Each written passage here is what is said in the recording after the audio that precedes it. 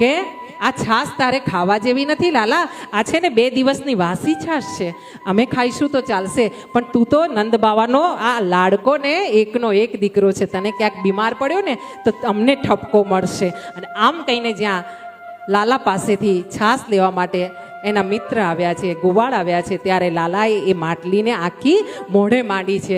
સાથે સાથે થોડીક જે છાશ રાખી હતી ને એ છાશ મધુમંગલને પાછી આપી છે. મધુમંગલે એ છાશ પીધી છે. છાશ પીતા એના મુખારબિંદથી જે થોડી છાશ નીચે પડી રહી છે ને આ છાશને લાલાએ ચાટી છે. અને આ જોતી વખતે બ્રહ્મા એ સમયે બ્રહ્માજી આકાશ માર્ગે આ ભગવાનની લીલા જોવા માટે આવ્યા છે. એમને ખબર પડી છે કે ભગવાન નારાયણે અહીંયા વૃંદાવનમાં ગોકુળમાં જન્મ લીધો છે અને લીલા અવતાર ચાલી રહ્યો છે. આ જ્યારે બ્રહ્માજી આવ્યા છે ત્યારે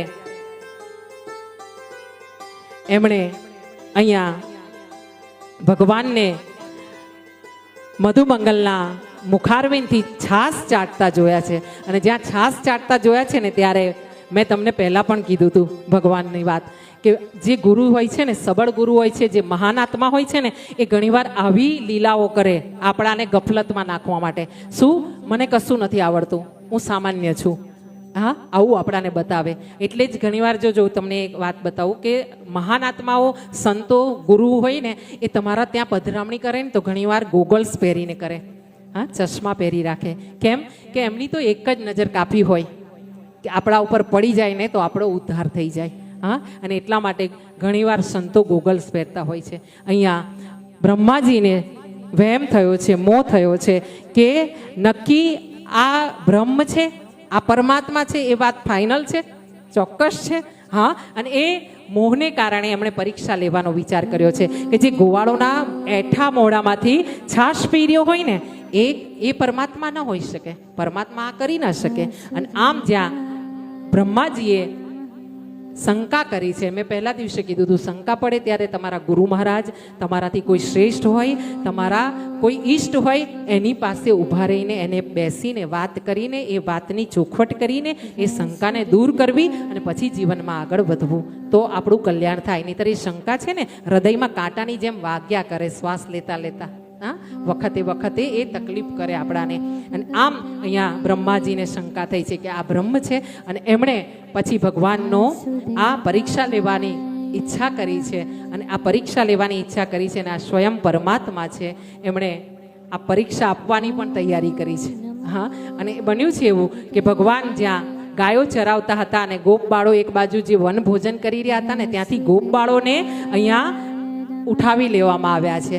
બીજી બાજુ ભગવાન ગોપ બાળોને મળવા ગયા ત્યાં આ બાજુથી ગાયોને પણ ઉઠાવી લેવામાં આવી છે. અને બધી ગાયો અને ગોપ બાળોને લઈને બ્રહ્માજીની પાસે એક બીજી જગ્યાએ બ્રહ્મલોકમાં કે બીજી જગ્યાએ એમને રાખવામાં આવ્યા છે. અને આમ બ્રહ્માજીએ પોતાની લીલા ચાલુ કરી છે. કોની પાસે? કહેવાય ને કે ગુરુની પાસે શિષ્ય ઘણીવાર મોટી વાત કરી જાય પણ ગુરુ પાસે એક માસ્ટર કી હોય અને એની આગળ પછી ચેલાનું ક્યાંય ચાલે નહીં. અહીંયા બ્રહ્માજીએ જ્યાં આ કાર્ય કર્યું છે, ત્યાં લીલા કરી છે, ત્યાં ભગવાને આવીને જોયું છે અને એમને ધ્યાનમાં ખબર પડી છે કે હો બ્રહ્માજી મારી પરીક્ષા લેવા માટે આવ્યા છે. અને આમ જ્યાં બ્રહ્માજી માટે ભગવાનને ખબર પડી છે તેવા સમયે ભગવાને એકમાંથી અનેક રૂપ લીધા છે. અને આવા રૂપ લીધા છે અનેક ગોવાળો, શ્રીદામા, મધુમંગલ, આ બધા જ રૂપ લીધા છે ભગવાને રૂપ લીધા પછી જે નાની નાની ગાયો ને વાછરડા હતા એ બધાના પણ રૂપ ભગવાન પોતે પોતાનામાંથી જ પ્રગટ કર્યા છે. સાથે સાથે જે ગોવાળો બનીને નાના બાળકો આવેલા એમણે કોઈ વાદ્ય નાના નાના રાખેલા હતા, કોઈ શૃંગી એવા વાદ્ય રાખ્યા હતા, કોઈ રમવાના રમકડા રાખ્યા હતા, તે પણ પ્રભુ બન્યા છે. સાથે સાથે એમણે જે કડલા પહેર્યા હતા પગમાં, હાથમાં, અને કોઈ માળા પહેરી હતી ગળામાં, એ માળા પણ પ્રભુ બન્યા છે. અને આમ સાથે વાછરડા અને વાછરડી પણ પ્રભુ બન્યા છે. જેટલા વાછરડા બન્યા હતા એટલી જ પ્રભુએ પ્રગટ કર્યા છે પોતાનામાંથી. સાથે સાથે જેટલા ગોપ બાળો હતા એ પણ પ્રભુ પોતે બન્યા છે. એટલે જ મેં પહેલાં કીધું હતું કે આ જળ ચેતન જે પણ જુઓ છો ને એ પ્રભુ છે. પ્રભુ સિવાય કશું પણ ક્યાંય હોવું અશક્ય છે. હા, અને અહીંયા ભગવાને લીલા કરી છે. અને આ રીતે પોતે કહેવાય કે ચોર કે ઘર ચોરી આવું બ્રહ્માજીએ કૃત્ય કર્યું છે. અને આ જે ત્રણેય ભુવનનો નાથ ચોર બન્યો છે એને ત્યાં એની પરીક્ષા લેવાની આ હિંમત કરી છે બ્રહ્માજીએ. ભગવાને લીલા કરીને ગોવાળોના બાળકોને બનાવ્યા છે, ગાયોને વાછરડાને બનાવી છે. આ જે વાદ્ય હતા, ચરણની પાદુકાઓ હતી, એ સુદ્ધા ભગવાન બન્યા છે. અને તે દિવસે ભગવાન બધાને લઈને પોતાના વૃંદાવનમાં પ્રવેશ કરી રહ્યા છે. અને પ્રવેશ કરતી વખતે એટલા આનંદમાં છે કે અમુક નાના ગોવાળો પોતાના વાદ્ય વગાડી રહ્યા છે. પીપુડા જેવા નાના વાદ્યો એમની પાસે છે અને એ વાદ્ય વગાડી રહ્યા છે. કોઈ રમી રહ્યા છે, કોઈ કૂદી રહ્યા છે. ને આમ ગાયના વાછરડાઓની પાછળ પાછળ આ નાના નાના ગોપ બાળો સાથે ભગવાને વૃંદાવનમાં પ્રવેશ કર્યો છે. બોલીએ કૃષ્ણ કનૈયા લાલ की जय, अपने अपने मात पिता की जय. કહેવાય છે કે વૃંદાવનની જેટલી માતાઓ હતી ને, ગોવાલડો હતી, ગોપીઓ હતી ને, એમને ઘણીવાર એવો વિચાર આવતો કે જો આ લાલો છે ને જશોદામાનો, એ અમારા ખોળે જન્મ્યો હોતે, મારો પુત્ર હોતે તો. આવી દરેક ગોપીઓની ઈચ્છા હતી. અને આ ઈચ્છા પૂરી કરવા માટે ભગવાને બ્રહ્માજી દ્વારા આ લીલા કરાવડાવી છે. અને આમ ભગવાન વૃંદાવનમાં પ્રવેશ કર્યા છે. હવે બન્યું છે એવું કે જે ખુદ ભગવાન જ ગોપબાળ બનીને ગયા છે, જે ખુદ ભગવાન જ વાછરડા બનીને ગયા છે, એના લીધે થઈને આ જે ગોપીઓ છે, ગોવાલણો છે, એને પોતાના બાળકો ઉપર અતિ પ્રેમ આવી રહ્યો છે, વાલ આવી રહ્યું છે. અને વાલ ઉભરાઈ રહ્યું છે એટલે શું કરે છે કે રોજ જે પોતાના બાળકોને પ્રેમ કરતી હતી ને, એનાથી વધુ પ્રેમ આજે ગોપીઓ, ગોવાલણો પોતાના બાળકોને કરી રહી છે. અને જે માલિશ કરીને નવડાવતી હતી ને, એ આજે સુંદર રીતે પોતાના બાળકોને નવડાવીને નવા નવા વસ્ત્ર ધારણ કરાવી રહી છે.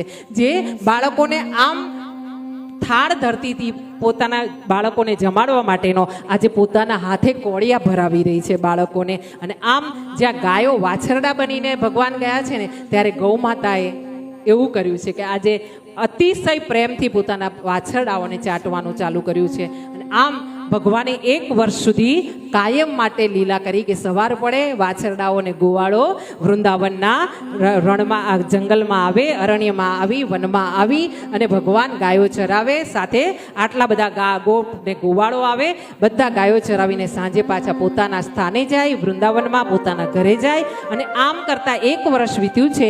1 વર્ષ વીતવા પછી બ્રહ્માજીને યાદ આવ્યું છે કે મેં જે પરીક્ષા લીધી હતી, લાવને જોઈ આવું શું થયું છે આગળ. હા, પરીક્ષામાં આ ફેલ થયા છે કે નહીં. અને એમને તો ફેલ કરવાની જ ઈચ્છા હતી.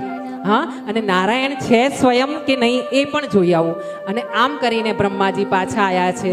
આવીને હંસ ઉપર સવારી કરેલા બ્રહ્માજી ઊભા છે આકાશમાં અને નીચે દર્શન કરી રહ્યા છે. અને જોયું છે તો જે ગોપ બાળોને એમણે ત્યાંથી ઉઠાવ્યા હતા અને પોતે બ્રહ્મલોકમાં રહી ગયા હતા, એ જ ગોપ બાળો ત્યાં એટલા જ ગોપ બાળો એ જ રીતે રમી રહ્યા છે, ગાયો ચરાવી રહ્યા છે. અને જે ગોવાળોની ગાયો, વાછરડા અને વાછરડીઓને બ્રહ્માજી લઈ ગયા હતા, એટલી જ વાછરડીઓ અને વાછરડા પણ ત્યાં ગાયો ચરી રહી છે વનમાં. અને આ જ્યાં દ્રશ્ય જોયું છે ત્યાં બ્રહ્માજીને પોતાનો અહમ ઓગળી ગયો છે. બ્રહ્માજીએ ભગવાનને નમસ્કાર કર્યા છે, માફી માંગી છે. આ બાજુ ભગવાને ગુણીજનોથી સાંભળ્યું છે મેં કે ભગવાને વિચાર કર્યો કે આમ માફી દર વખતે આપી દઉં તો થોડું ચાલશે. હા, અને એટલે અહીંયા પ્રભુએ એક લીલા કરી છે કે બ્રહ્માજી જ્યારે પોતે બ્રહ્મલોકમાં ગયા છે ને, સત્યલોકમાં ગયા છે ને, ત્યારે બ્રહ્માજીને એમના દ્વાર પર રોકવામાં આવ્યા છે. અને શું કહેવામાં આવ્યું છે? અમારા બ્રહ્માજી તો અંદર બેઠા છે સિંહાસન પર, તમે કોણ છો? અમે તમને ઓળખતા નથી. અને આમ કરીને બ્રહ્માજીને અહીંયા બોલે કૃષ્ણ કનૈયા લાલ કી જય, अपने अपने मात पिता की जय. આમ બ્રહ્માજીને દંડ આપવામાં આવ્યો છે. ભગવાને આવીને જ્યારે બ્રહ્માજીએ ભગવાનની એટલે લાલાની માફી માંગી છે, વિનંતી કરી છે કે હું હવે માની ગયો છું કે તમે નારાયણના, તમે અહીંયા અવતાર ધારણ કરેલો છે, તમે લીલા કરી રહ્યા છો. ત્યારે ભગવાને પાછા એમને આશીર્વાદ આપ્યા છે અને બ્રહ્મલોકમાં ફરીથી બ્રહ્માજીને સ્થાપિત કર્યા છે. અહીંયા ધેનુકાસુરની